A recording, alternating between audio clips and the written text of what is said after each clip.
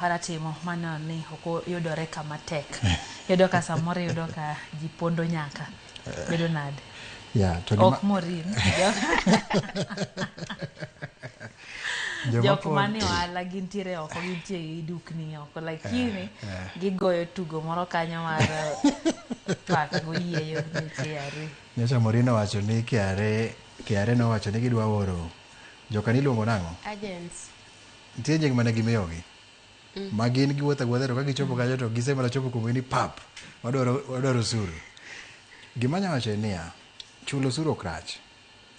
Kendo nya jiwo jowa matimo ohala mondo chulo osuru. Ana chulo osuru kaka ja ohala, nikech an be an ja ohala.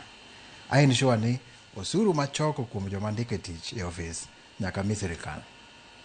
To kapo ni anyiewo gimoro nyaka chul VAT to nyaka chul VAT be sirikal.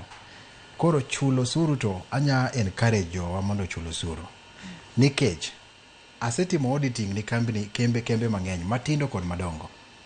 Achiel kuom yore mamiyo kembe lwar e pinywa ka en wacho osuru. Yudo ka ng'ato otimo ohala kuom higni 10 to sebedo ka oringo kopondo gi KRA opondo kama to chieng' moro chieng' me register ohala or chieng' moro ka gimaki to ginyisi ni records mago sama gitimo ni audit gitimo niya ging'iyo ni to M-Pesa records magi wacho nango. Koro in kapono ki register kambi to girango kuom higni misebedo kitimo ohala. Ginya dhi kata 5 years down the line. Nikech adiera inia kati ring mana kuom sirikal to chieng' moro sirikal bade ni large. Omako ji seche moko bang' higa achiel seche moko bang' higni 10. Koro instances ma waseneno kaka auditors enia johendni mang'eny ok dwa chulo osuru to after some time sirikal makogi.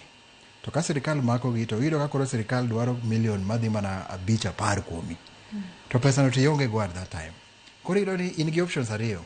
Either ichul sirikal pesa ni to ohandi dhi lwar nikech koro pesa moro amora minya timo go anything onge or ohandi loro immediately. Koro gima temo wacho ni sama itimo ohala kamae oshuru matin oshuru monego gichul sirikal kata obed mana matin kata obed mana mang'eny chulgi achula gimoro mondo kik iket gi situation moro ma koro ginya lawi sometime in future.